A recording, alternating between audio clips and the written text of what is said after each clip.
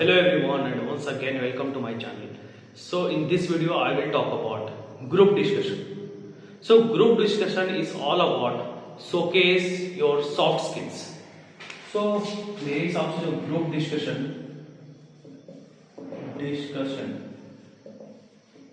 बहुत सारे लोग इसे GD भी बोलते हैं।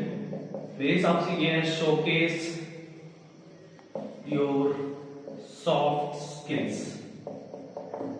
मीन्स आपके बॉडी लैंग्वेज, आपके कम्युनिकेशन स्किल्स, आपके लीडरशिप स्किल्स, ये सब इसमें दिखाया जाता है।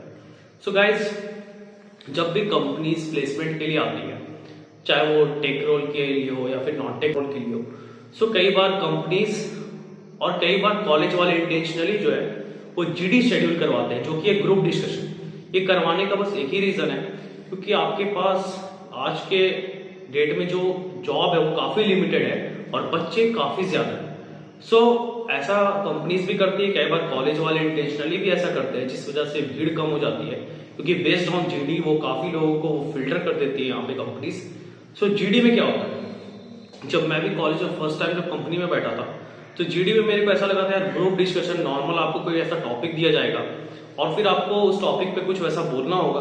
But based on different companies GDs भी कई बार बहुत अलग अलग तरीके के होते हैं, जो कि मैंने ऐसा फेस किया था, तो मैं आपको बता सकता हूँ कि इन केस आपके साथ भी ऐसा हो सकता है। तो पहला केस तो नॉर्मल है, जैसा कि जीडीज डिफाइन कर रहा है ग्रुप डिस्कशन। सो आपको क्या किया जाएगा, एक टॉपिक आपको बेस्ड ऑन टॉपिक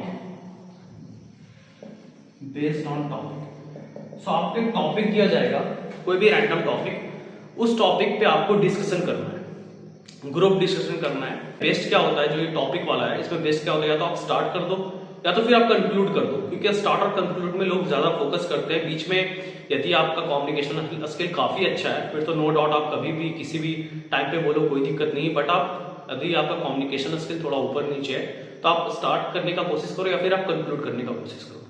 सो इसमें क्या होता है कि आपको टॉपिक दे दिया गया, उस पर सब लोग क्या करेंगे, ग्रुप डिस्कशन करेंगे। आपको उसमें एग्री करना है, डिसएग्री करना है, बट इस तरह करना है कि सामने वाले के सेंटिमेंट हर्ट्स नहीं होने चाहिए। सो ये हो गया आपका फर्स्ट ग्रुप डिस्कशन। सेकंड, कई बार कॉलेज वाले ऐसा करते हैं कि आपको एडवांटेजेस वर्सेस डिसएडवांटेजेस, आपको कोई एक यहां पे पार्ट लेना होता है कि आप उस टॉपिक का आप एडवांटेजेस बोलोगे या फिर आप डिसएडवांटेजेस बोलोगे। सो ये आपका सेकंड केस हो गया। थर्ड केस ऐसा होता है, थर्ड केस, इसे मैं जीडी नहीं बोलूंगा, एक तरीके से आपका डिबेट हो जाता है।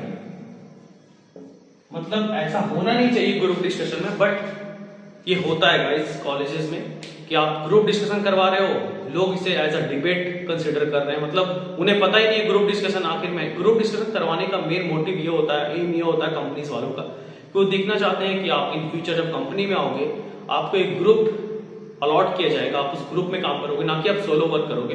सो आप ग्रुप में आप किस तरह ग्रुप हैंडल कर सकते हो कि नहीं, आपके अंदर लीडरशिप स्किल, आपके अंदर टीम वर्क स्किल आपके अंदर है या नहीं, वो देखना चाहती है कंपनी। सो ये एक हो गया थर्ड सिनेरियो। सो मेरे हिसाब से ये 2-3 सिनेरियोज हैं जो आपको ग्रुप डिस्कशन में आपको फेस करना पड़ सकता है। मेरे को याद है जहां तक जब मैंने इंटरव्यूज दिया था, डिस्कशन में क्या हुआ था, जब मैं इंटरव्यू देने गया था, सो ग्रुप डिस्कशन में हमें एक टॉपिक दिया गया था, उस टॉपिक का हमें सॉल्यूशन निकालना था और रिक्रूटर को हमें वो सॉल्यूशन दिखाना था। सो क्वेश्चन कुछ इस तरह रखा था कि आप लेटेस्ट सपोज आप किसी कंपनी के लिए काम कर रहे हो। सो कंपनीज वालों ने आपको जितने भी, मान लो आप एस्पिरेंट है, यूपीएससी एस्पिरेंट, नीट एस्पिरेंट और जेईई एस्पिरेंट, आपको इनके लिए आपको क्वेश्चन डिजाइन करना है, जो कि मोस्ट आस्क्ड क्वेश्चन है। सो आपको ये डिजाइन करना है, सो अब आपको इसका सॉल्यूशन देना है। तो जब भी कंपनीज आपसे इस तरह के क्वेश्चन पूछ रही है, मतलब उसका एक रीजन है पूछने का, कॉस्ट इफेक्टिवनेस। मतलब आपको कोई ऐसा सॉल्यूशन बताना है जिसमें मिनिमम कॉस्ट के साथ आप उसका एक इफेक्टिव आंसर अब देंगे। सो ये पूछने का बस ये मोटिव होता है, ये नहीं कि आप कुछ बढ़िया सा कुछ गजब सा आप कुछ लेकर आ गए और कंपनी रिक्रूटर आपसे इंप्रेस हो जाएगा, ऐसा बिल्कुल भी नहीं है। आपको कॉस्ट इफेक्टिवनेस आपको दिमाग में लेकर चलना है कि आपको मिनिमम कॉस्ट में एक इफेक्टिव आंसर आपको देना है। सो मैंने कुछ इस तरह बताया था।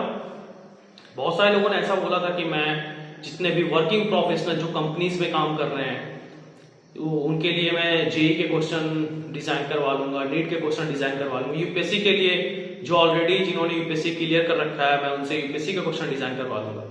बट मैंने कुछ इस तरह बोला था कि मैं जो भी एस्पिरेंट है जो कि ऑलरेडी जेई का प्रिपरेशन कर रहे हैं, नीट का प्रिपरेशन कर रहे हैं या फिर यूपीएससी का प्रिपरेशन कर रहे हैं, मैं उनसे क्वेश्चन डिजाइन करवाऊंगा और वो मिनिमम कॉस्ट में हो जाएगा, क्योंकि जो ऑलरेडी जो वर्किंग प्रोफेशनल्स हैं उन्हें हमें ज्यादा पे करना पड़ेगा, बल्कि जो एस्पिरेंट है वो मिनिमम कॉस्ट में भी हमारे लिए वो काम कर देंगे। साथ ही साथ उन्होंने ये सामने से क्रॉस क्वेश्चन पूछा था कि आप डुप्लीकेसी को किस तरह रिमूव करोगे। लेट अस सपोज आपने जेई का क्वेश्चन डिजाइन करने के लिए आपने 4 लोगों को आपने हायर किया, तो ये भी चांसेस है कि वो 4 लोग सेम क्वेश्चन डिजाइन कर दे। सो यहाँ पे डुप्लीकेसी का एक इशू आ रहा है। सो आप इससे किस तरह रिमूव करोगे। तो मैंने यहाँ पे आंसर दिया था कि मैं डुप्लीकेसी रिमूव करने के लिए मैं उन्हें टॉपिक वाइज क्वेश्चन असाइन करूंगा कि आपको इस टॉपिक से आपको क्वेश्चन डिजाइन करना है, जिससे कि डुप्लीकेसी का भी आपका इशू खत्म हो जाएगा। सो ये भी जीडी में कई बार ऐसा होता है कि आपको कुछ इस तरह के भी क्वेश्चन आपको फेस करने होते हैं। सो आई होप आपको वीडियो पसंद आया होगा गाइस। यदि पसंद आया please like share and subscribe. Thank you so much guys.